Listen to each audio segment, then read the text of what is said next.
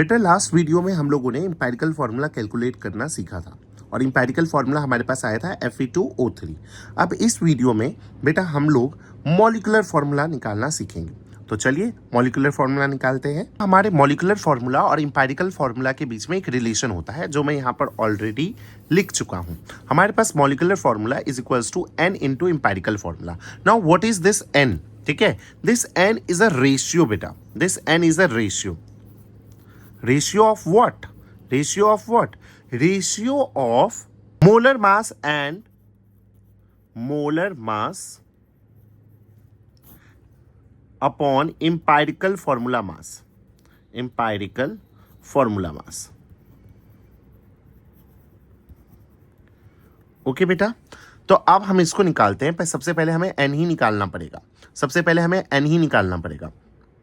हमारे पास Fe2O3 का अगर मैं मोलर मास निकाल लूं, मतलब अगर हमारे पास मोलर मास जो बेसिकली क्वेश्चंस में गिवन होता है, तो मोलर मास हमारे पास Fe2O3 का है 159.8 यूनिट।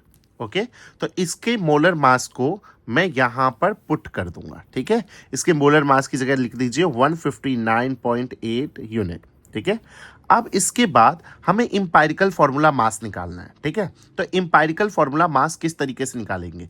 जो आपका एम्पिरिकल फार्मूला आया था ना, जैसे Fe2O3, अब उसका हमें मास निकालना है। Fe2O3 इसका हमें मास निकालना है। तो किस तरीके से निकालेंगे बेटा?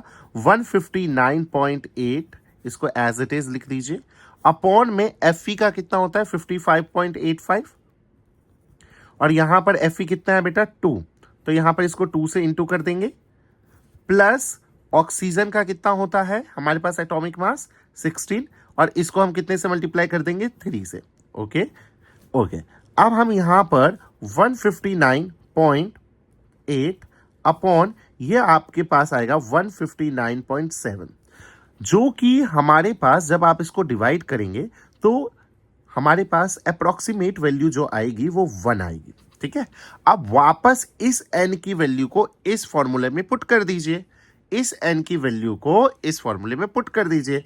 तो मैं अब मॉलिक्यूलर फॉर्मूला लिख रहा हूं।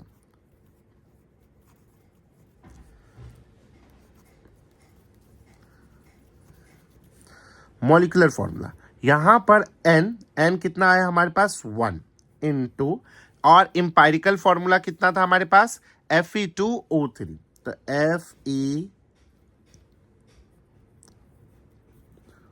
Fe2O3। अब इसको 1 से अगर आप मल्टीप्लाई करेंगे तो यही आ जाएगा ना फॉर्मूला।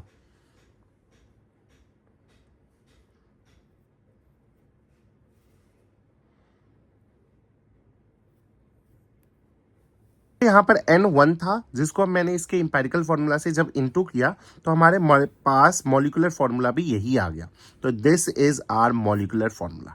आप समझ गए एम्पिरिकल फार्मूला और मॉलिक्यूलर फार्मूला किस तरीके से निकालना है। अगर आपको ये वीडियो अच्छी लग रही है तो प्लीज़ मेरे चैनल को सब्सक्राइब कर लीजिए।